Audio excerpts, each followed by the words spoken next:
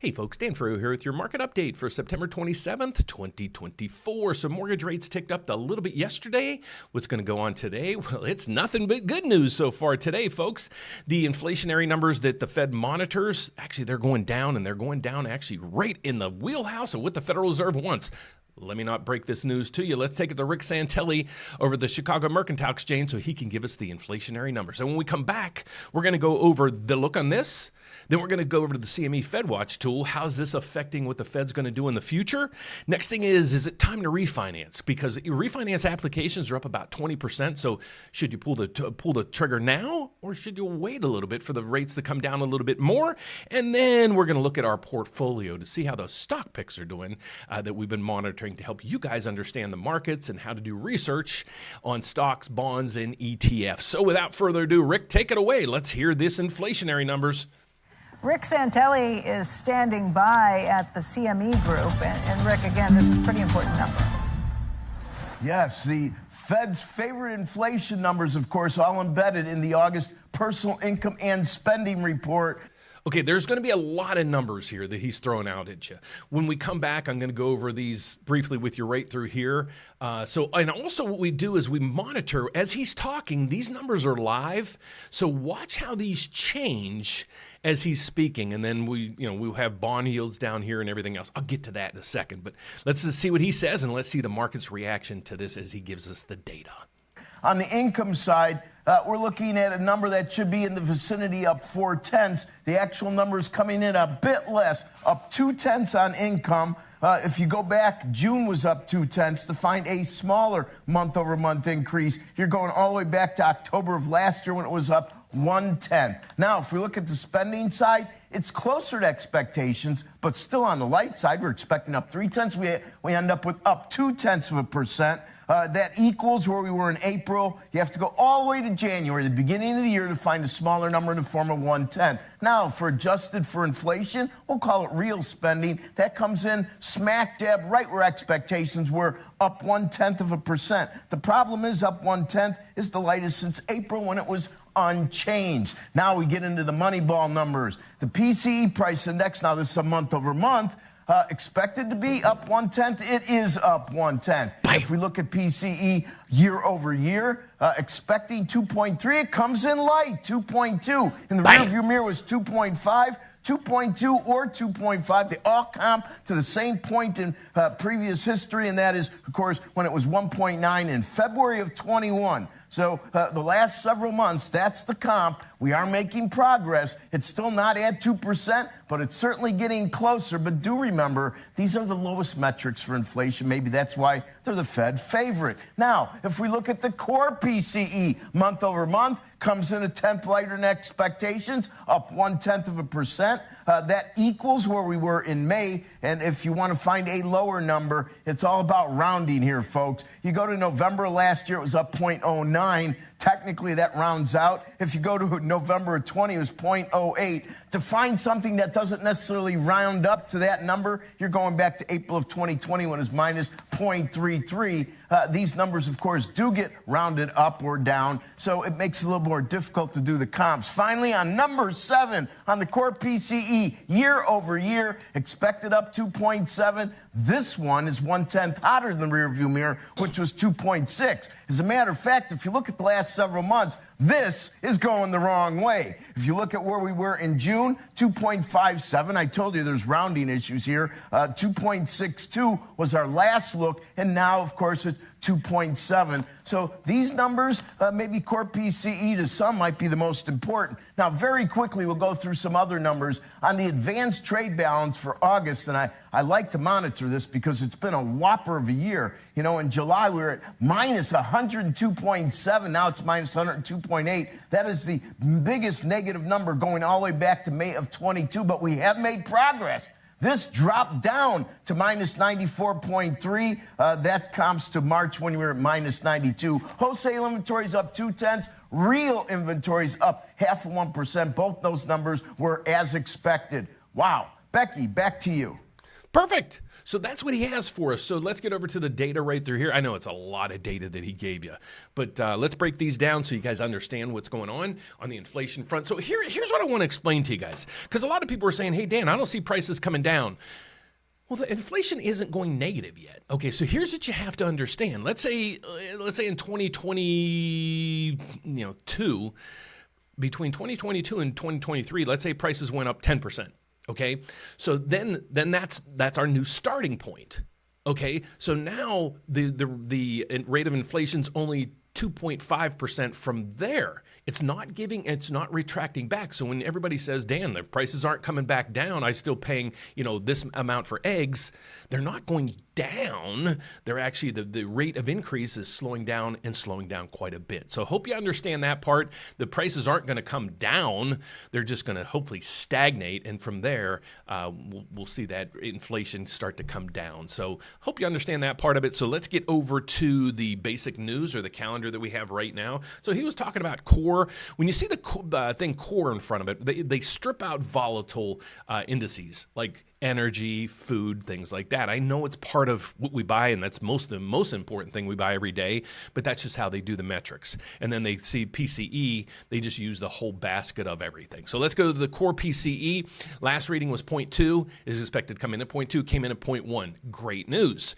Core PCE year over year. Now here's the number that ticked up just a tad. And again, like he was saying, it could be in rounding errors or rounding percentages. So the markets aren't really reacting negatively of this because it was 2.6 and went to 2.7. Trade imbalances, he was saying we won't concern ourselves with that. Then here's we go. PCE price index year over year went from 2.5 to 2.2. This is what they want at 2%. We are right there. Price month over month went from 0.2. They thought it was going to go up 0.2. It went in at 0.1. Personal spending, thank you, folks. You're finally starting to spend less. People were spending 0.5 previously. They cut back a little bit. It was supposed to drop to 0.3. It dropped to 0.2. So all this is great news. Inventory is down a little bit, but other than that, everything came in right on point. Let's see what the MBS market's doing right now. This is the bond market that tells us what the heck mortgage rates are going to do. So right through here, we have the bond market up 11 ticks. That means mortgage rates are kind of come down about 5 basis points. So we'll see these in the 6.1 something range. Are we going to get to the 5.99 range next week? Pay attention next week. We might just get there.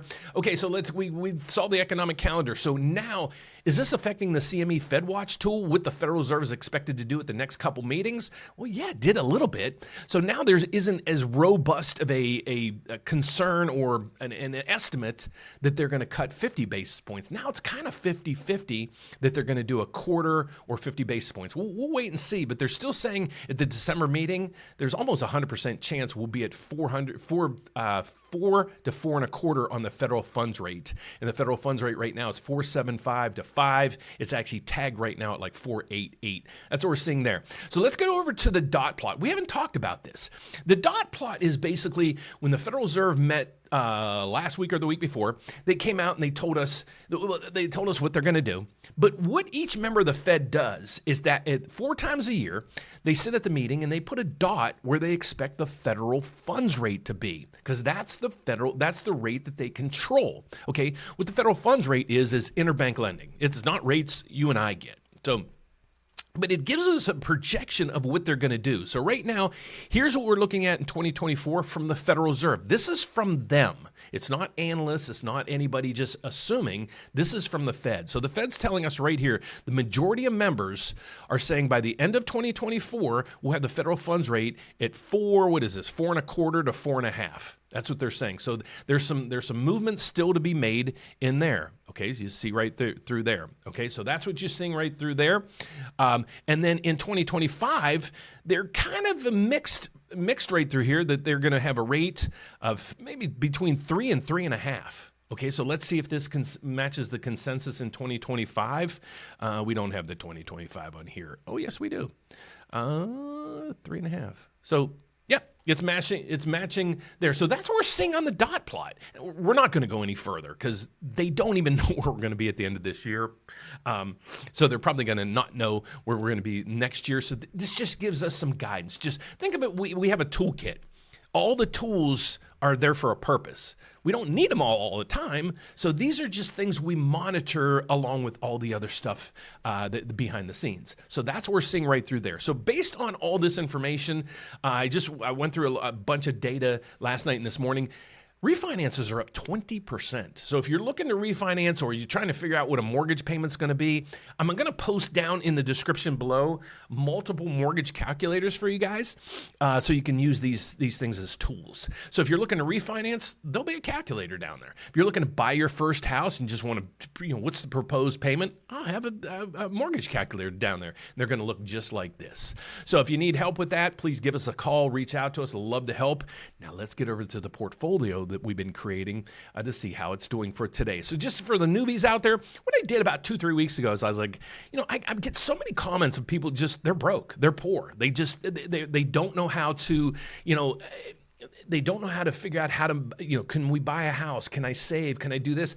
Let's not worry about buying a house right now. Let's get you on track to just getting your finances in place. So we're going to start helping you put together budgets and things like that. And we'll put it down in the description below. We're actually out working on mortgage classes for you guys so you can understand the markets a little bit better.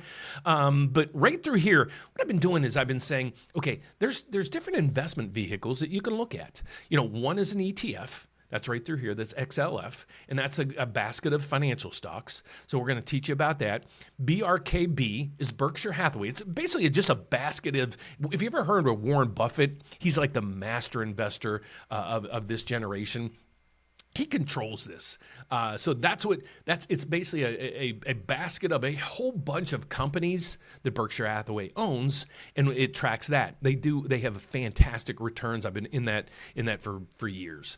Right through here is Bitcoin. This is a Bitcoin on steroids, so it's a 2x fund. So whatever Bitcoin does, it amplifies it twice. So if it's going up, you're doing really well. If it's going down, you can get hammered. So please be cautious of this. This is just put a tad bit of money. If you have some spare money to use, put it in there and see what it does. And then the SPY, the S&P 500, these are the top 500 stocks just in one fund that you can buy, and it's called the SPY. So do some research on these. See if they have your risk tolerance. Learn how these work. If you go into them, you can see what holdings they have, like what kind of stocks are in there. You can look at the dividend yields and things like that. So next week, we're going to start talking about what is a PE ratio and also looking at dividend yields, how you can use those two metrics to kind of, analyze if the stock or ETF is something you'd like to invest in. So these are just ideas for you to do research in, not telling you to buy anything. I'm just saying do your research on these things and learn from these because they're very solid investments. So that's our report for this morning. My name is Dan Frio. I'm actually a mortgage advisor. So I'm all over the country. I'm licensed in all 50 states as well as Puerto Rico. So there's no reason why you shouldn't call us because we're not only a bank, Serve Bank, we're actually the 10th largest mortgage servicer in the entire country. We're actually a huge brokerage too. That means we're set up with just shy of 50 different lenders at this time. So let us do the heavy lifting for you. Instead of you calling all these banks and lenders and putting in applications day after day and people pulling your credit, why don't you just use our services? So it's going to be one application, one credit pool. We're going to shop your loan over 50 different lenders. So let us take care of the heavy work. If you're looking to buy that first house, just check right through here, the grant finder. You got to use it. There's grants for all over the country. And then there's some grants for the Chicagoland area right through there. If you have a loan estimate and your loan's locked in and you have about 30 days or more to close, upload your loan estimate into this right here. We're going to analyze it with all those lenders that we use to see if there's a better rate and lower fees out there. Because we're not swayed by just that rate alone. We want to know what the fees are as well. And then if you want to get the ball rolling, just hit the Apply Now button right through there. Or you can scroll down to the bottom right here and you can give us a call. Or shoot me an email, and yes, this email goes directly to me. So thanks for watching, guys. God bless. Have a fantastic afternoon. If you got any questions, leave them below. Shoot me an email. Otherwise, I'll see you at the closing bell to see how all this mess settled for the day. Take care, folks. See you then. Bye-bye.